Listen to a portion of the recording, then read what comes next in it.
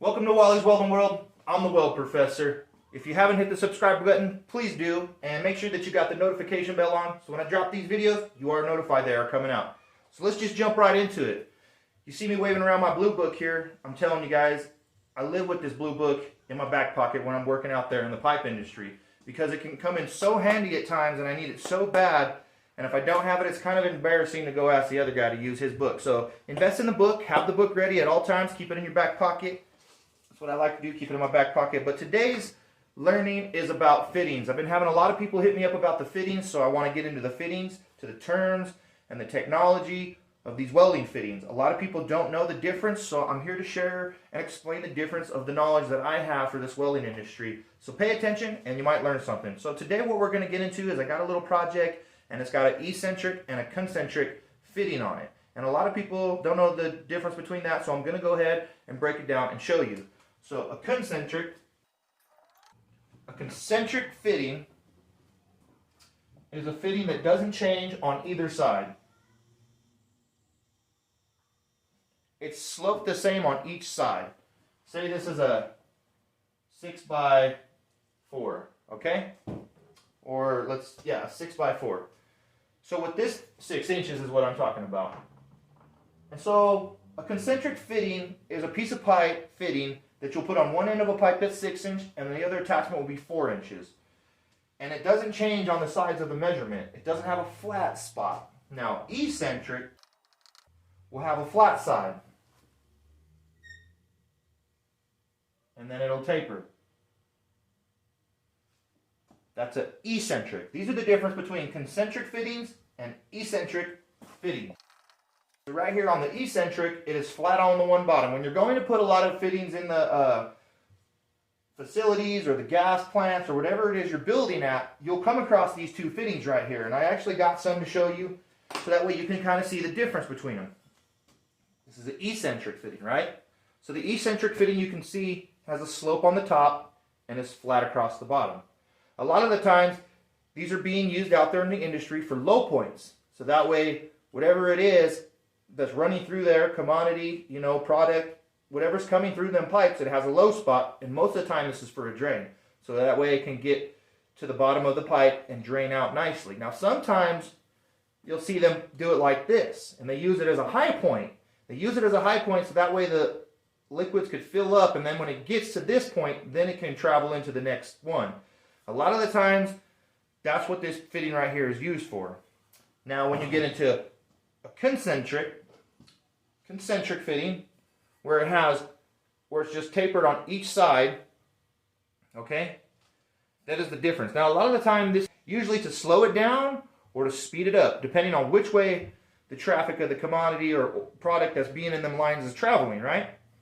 So this is the difference between a concentric and an eccentric fitting. And I just wanted to get on here and share this knowledge with you because a lot of guys don't know what the difference is. So those are the differences right there, okay? One side of it is flat on a eccentric, and on a concentric, it's not. It's tapered on both sides, all the way around. It's even Steven, okay? Now this right here is a 6x3, and this right here is a 6x4. And you can see the difference between them. Alright, now I have a piece that I'm going to be fabricating, and I'm going to be using those pieces. So I wanted to show you the difference between concentric and eccentric, because when you start hearing me talk about the concentric fitting and the eccentric fitting, you're going to need to know what I'm talking about. And it's good just to have this knowledge in your head. And I'm also going to show you in the blue book where you can find this concentric and eccentric fittings and how to read the dimension measurements for the correct fitting. Now I hope this helps you out. If it doesn't, that's alright. You can ask in the comments what the difference is. You can ask what the different size of these concentrics. And I'm going to go over all this for you so you have a good understanding and a good knowledge of what it is. Alright? Okay, on page 98 and 97 pretty much is where they start. But you can see right here where both of them are listed here in this blue book. And you can see right here on this side that if that was a 3x3, it won't give you the measurement you can see on H. Look at H, because H is the measurement you need. But you can see that it'll give you a measurement on every other number that it either reduces down to, that you're working with. You can see, and then you can even flip the book And you can find them on the other page too as well. You can find it all the way up to, looks like 30 inch here, 30 by 16. And then you can see as the fittings get bigger, they're kind of all the same measurement. See how they're like 20 inches there? Actually, they're like all 20 inch, you know, between that size pipe. And it also is the same on the other side. So you can look on the other side and it'll still give you the numbers too on the other side. I got a piece that I got to build, actually, and it has a reducing T. A lot of people aren't familiar with a reducing T. Smaller on the top of the bullhead. And this is what you call the bullhead of a T. This is a T. Go weld to here, to here, and to here. Correct? That's what I know from welding with T's. Now the reducing T can be in all sizes. Now normally you just hear of a T, and it's usually the same measurement all the way around the T. 6 inch, 6 inch, 6 inch. But my reducing T is actually 4 inch. So my reducing T is 4 inch. And on my reducing T, I'm supposed to have a concentric on one side and an eccentric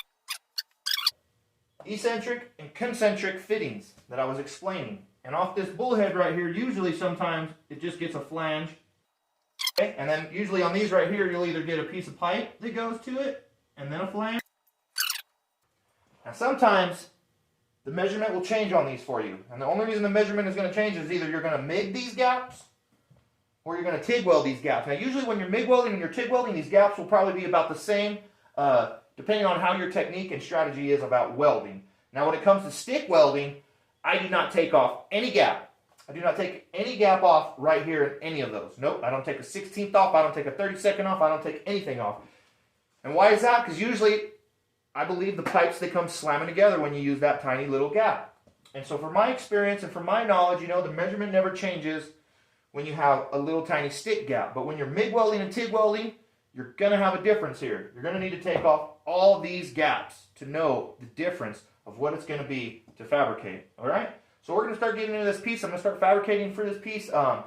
If it changes, then we have to make the changes as we go. Say sometimes there's a pup here, like we put a pup here, there might be a pup here, there might be a pup here. But as far as right now, we just got fitting to fitting to fitting to fitting to pup to fitting to fitting. And I'm going to show you guys on how to prefab this in the correct way so you don't get in a bind and you have trouble fitting, you know, or making this piece. A lot of the times people don't know how to fabricate and they get stuck making all these welds in position.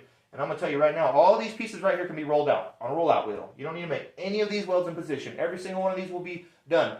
And where do you start? What's the very first one that you're probably going to start on? Well, you can realistically start anywhere you want. But me personally, I always start with the bullhead.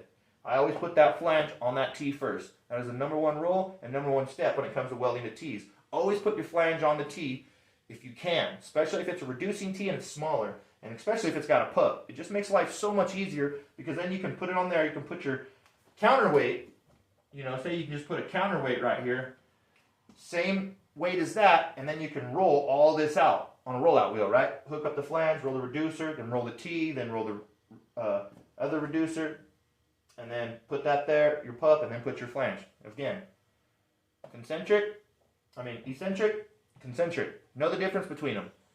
Eccentric has a flat bottom, concentric does not. Alright, I hope that's enough knowledge for you guys today. If you have questions, leave it in the comments. I'm just here to try to fill your brain with as much knowledge as possible.